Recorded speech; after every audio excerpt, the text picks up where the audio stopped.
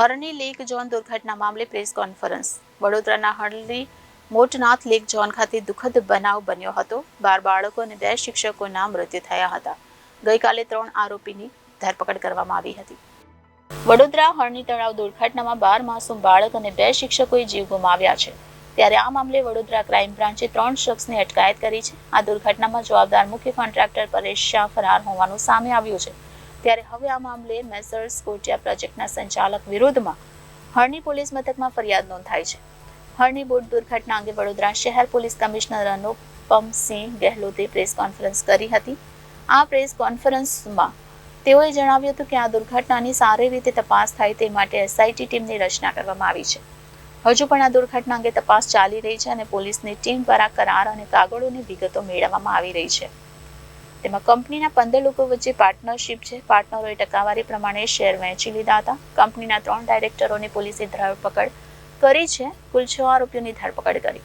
એક આરોપીનું મૃત્યુ થયું છે તે માહિતી મળી છે, જેની પોલીસ ખરાઈ કરી રહી છે. આરોપીના સરનામા બદલાયા છે, જે મામલે નવા સરનામા મેળવી લીધા છે. તપાસ યોગ્ય રીતે ચાલી રહી છે. તપાસ એસીબી ક્રાઇમ રાઠોડને આપી છે.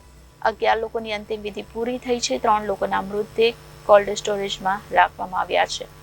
આરોપીને પકડી પૂછપરછ કરી તપાસ કરી રહ્યા છે. ત્યારબાદ વધુ આરોપીઓ સામે આવશે. કંપની બની તેમાં શરૂઆતમાં 4 ડાયરેક્ટર હતા, જેમાંથી 2 નીકળી ગયા અને બાદમાં બીજા નવા પાર્ટનર ઉમેરાઈ ગયા હતા. ભીમસિંહ યાદવ, રશ્મિકાંત પ્રજાપતિ, વેદ પ્રકાશ યાદવ, અંકિત વસાવા, નયન ગોહિલ, શાંતિલાલ સોલંકી. કોઈ રાજકીય દખલગીરી નથી. 2 વર્ષ પહેલા કોઈ એનજીઓએ અરજી કરી હતી, જેમાં પાલિકાનું ધ્યાન દોર્યું હતું. હજી તમામ પાસાઓ પર તપાસ કરી રહ્યા છે અને આરોપીને મેડિકલ ટેસ્ટ માટે લઈ ગયા છે, જે થોડીક વારમાં બતાવશે. અમુક 3-4 જેટલા લોકો એવું હતા જેના 18 પછી એના એડ્રેસો બી ચેન્જ થયા હતા. જે આ બી અમે લોકો વેરીફાઈ કર્યા, નયા એડ્રેસ લીધા છે. સાથોસાથ અમે જો કંપનીના 15 ડાયરેક્ટરો પૈકી એકાદના મૃત્યુ પણ થયેલા છે એવું પણ આપણા તપાસ દરમિયાન અમે જાણવા મળી રહ્યા છે. તો આ બી અમે લોકો ખરાઈ કરીએ છીએ જે પૂરા છે. અને સાથોસાથ આ કંપની તરફથી જો પેટા કોન્ટ્રાક્ટ તરીકે બી કોઈને આપવામાં આવેલા હોય, કોઈને રન કરવા માટે આવેલા, એના ઉપર બી તપાસ ચાલી રહી છે.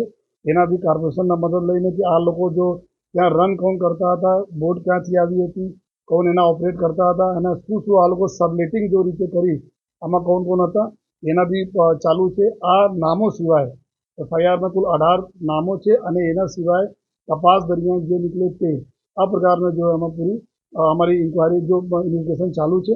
આ ઇન્વેસ્ટિગેશન પ્રોપરલી ચાલુ રહે અને સહી તમામ આરોપીઓ ઉપર કોઈ પણ પ્રકારના કોઈ કચાશ બાકી નહીં રહે.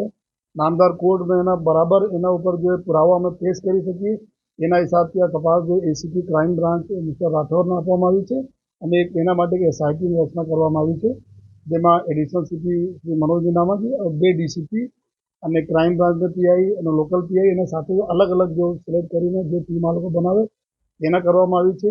તો અલગ અલગ દિશામાં કામગીરી ચાલુ છે અને આ પણ અમે જોઈએ છીએ જેટલા લોકોના અત્યારે ધરપકડ થઈ છે કે એનાથી અમે વધારે વિગતો લઈએ છીએ કે આ લોકો કોના જો સબલેટ કર્યા અને ક્યાં ગયા અને ખરેખર કોણ બોટ ચલાવનાર કોણ હતા, આ લીગલી એથોરાઇઝ હતા કે નહીં, કોર્પોરેશનના જો એના સાથે કરાર થયા છે એના બી તમામ કાગળો મેળવી લેવામાં આવેલા છે અને આ કાગળોનો અભ્યાસ કરીએ છીએ કે કંપની અને કોર્પોરેશનના વચ્ચે કઈ પ્રકારના કરાર થયા હતા અને કરારને ક્યાં ઉલ્લંઘન થયા છે. આ દિશામાં પૂરી કાર્યવાહી ચાલુ છે.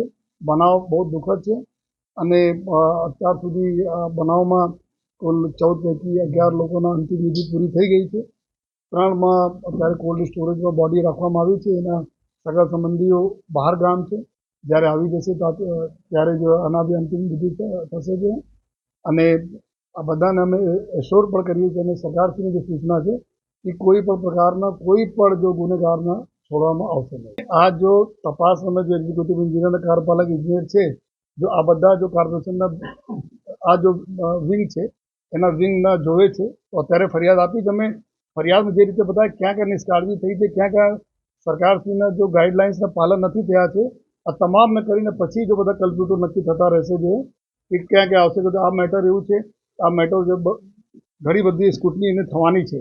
તો આમાં કોઈ પણ જો જેટલા બી લોકોને લાયબિલિટી નીકળે, જો લોકોને નિષ્કાળજી છે, જો બેદરકારી ગુનાહિત બેદરકારી છે, બધા ઉપર કાર્યવાહી થશે. ધારાસભ્યનો આક્ષેપ છે કે 6 મહિના અગાઉ આની એક એનજીઓ દ્વારા અરજી ફરિયાદ કરવામાં આવી હતી કોર્પોરેશનમાં કે અહીંયા સંખ્યા કરતા વધુ લોકોને બેસાડી અને રાઇડિંગ કરવામાં આવે છે.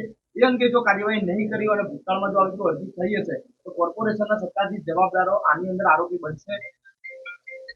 અમે આપને बताया कि અત્યારે એવું बात આવી છે કે 2 વર્ષ પહેલા जो है કોઈ અત્યારે 2 વર્ષ પહેલા કોઈ અરજી કરી હતી जो है તો શું કાર્યવાહી છે આમાં અત્યારે એક દિવસ અમે મળ્યા છે. અત્યારે મેઇન પ્રિયોરિટી અમારી હતી પેલા રેસ્ક્યુ અને બીજાના અને આ તમામ વિષય ઉપર જેટલા બી આપનો પોઈન્ટ છે આ બધા તપાસના એક ભાગ છે કે ક્યાં ક્યાં કેટલા નિષ્કાળજીઓ થઈ છે, શું છે, કોનો જવાબદારી હતી જોવાની, કોને આપણા રોલમાં જો અદા નથી કર્યા, જો ક્યાં બેદરકારી થઈ છે, ગુનાહિત બેદરકારી થઈ છે, આ બધા ઉપર જો આપણે ધીમે ધીમે ડીપ પણ કરતા રહીશ અને એના તમામ પહેલું અમે લેવાના છે.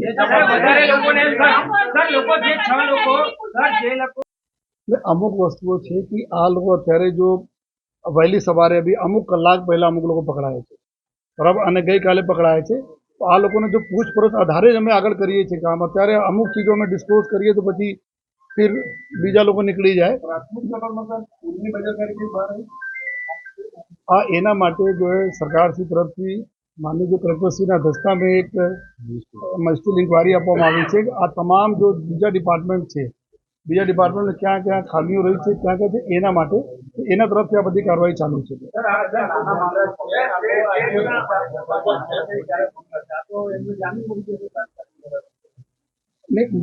આમાં નાના મોટાને બાદ નથી. આરોપી એટલે આરોપી. કલમો જો લાગી છે સેક્શન એકદમ સિરિયસ સેક્શનો લાગી છે. જો જેટલા બી લોકો આવશે નાના મોટા કોઈને જેના રોલ છે બધા ઇક્વલ આમાં જો આરોપી છે. અને એના માટે બોલ્યું છે કે અત્યારે જો પ્રથમ દ્રષ્ટિએ જો અમે કમ્પ્લેન મળી છે અબ પછી જેટલા લોકો આ પકડાયા છે આ લોકો કોનો કોન્ટ્રાક્ટ હતો, સબ કોન્ટ્રાક્ટ ક્યાં ગયા, ક્યાં ક્યાં વાયલેશનો થયા, તો પૂરા અમે લોકો અંદર તક જવાના છીએ.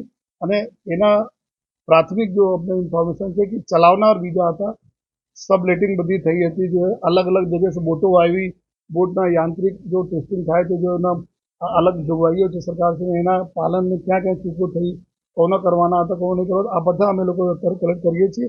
એના માટે એફએસએલના પૂરી ટીમ લઈને પૂરી જગ્યાના પંચનામા, સરકારી પંચોના રૂબરૂમાં પૂરા બોર્ડના જો યાંત્રિક જો ચકાસણી જો એક તો ઓવર આપણા એના ઉપર જો કેપેસિટી ઉપર જો બેસાડવામાં આવે, બીજા બી જેટલા પહેલુઓ છે તમામ પહેલુઓ પર એફએસએલ અત્યારે તપાસ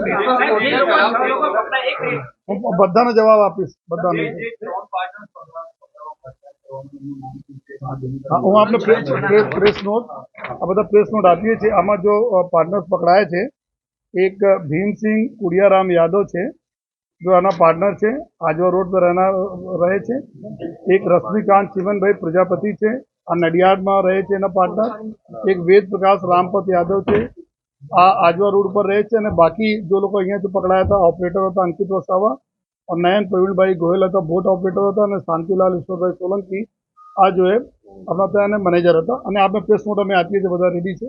પ્રેસ નોટ બધાના મળી આજે બોટ રાઇડર હતા, લાયસન્સ છે બોટ રાઇડર પાસે લાયસન્સ છે ચલાવવાનું આજ મેં બોલા કે જેટલા લોકો અત્યારે પકડાયા છે કે લાયસન્સ છે, ક્યાં ક્યાં છે, ક્યાં ક્યાં વાયલેશન છે, એના બધી ઉપર અમે અત્યારે કરી રહ્યા છીએ.